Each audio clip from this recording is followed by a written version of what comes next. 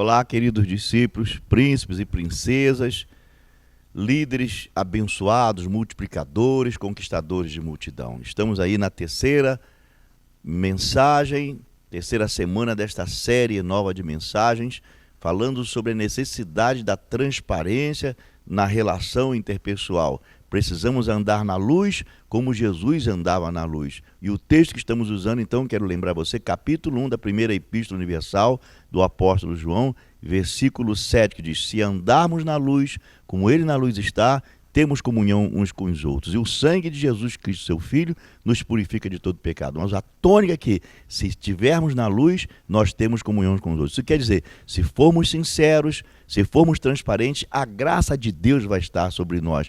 Para começar, o Espírito Santo vai estar sobre nós, nos aprovando, e os irmãos vão ter a confiança de ter comunhão conosco, porque somos transparentes, vivemos embaixo de honestidade de propósito. Então, eu estou comentando que alguns personagens e segmentos bíblicos não deram uma boa demonstração. Mostramos que Moisés, por um momento, ele tentou ter uma aparente santidade para dar a impressão ao seu povo que ele vivia embaixo da glória de Deus, quando a glória já não estava mais sobre ele. Verdade? Com aquele véu no rosto. Depois vimos, na semana passada, os fariseus, um segmento dos judeus que primavam pela santidade, pela verdade, pela coerência com a palavra, com a Torá, mas a sua vida não era. Quer dizer, não havia transparência, honestidade de propósito, falsa piedade, espírito de falsa piedade. Hoje eu quero abordar dois personagens bíblicos também,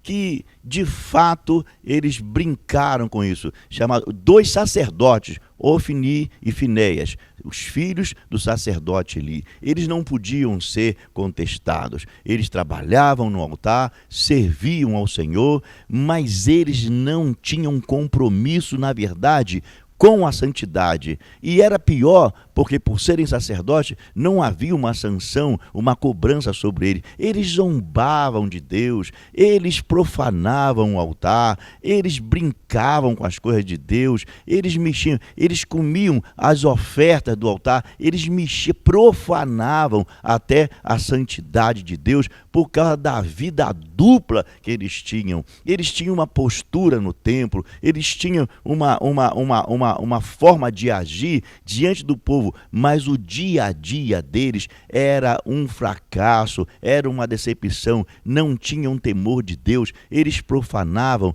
as coisas sagradas do altar.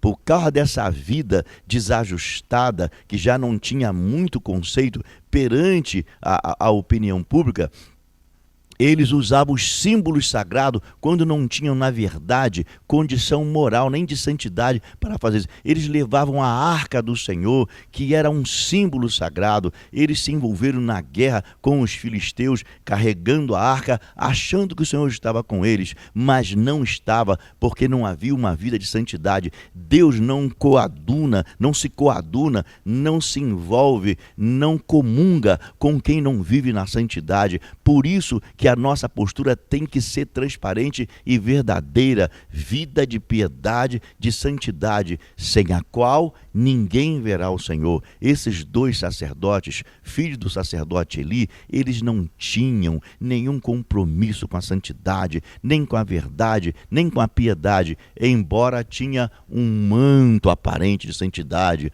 roupa de sacerdote, cara de sacerdote, vestes de sacerdote, atividade e discurso de sacerdote, mas um coração profanado, que tinha a coragem de usar os símbolos sagrados, a arca de Deus, a arca da aliança, quando não tinham nem condição moral. Quando eles entraram na guerra, achavam que o Senhor iria livrá-los. Na verdade, perderam a guerra, eles foram mortos.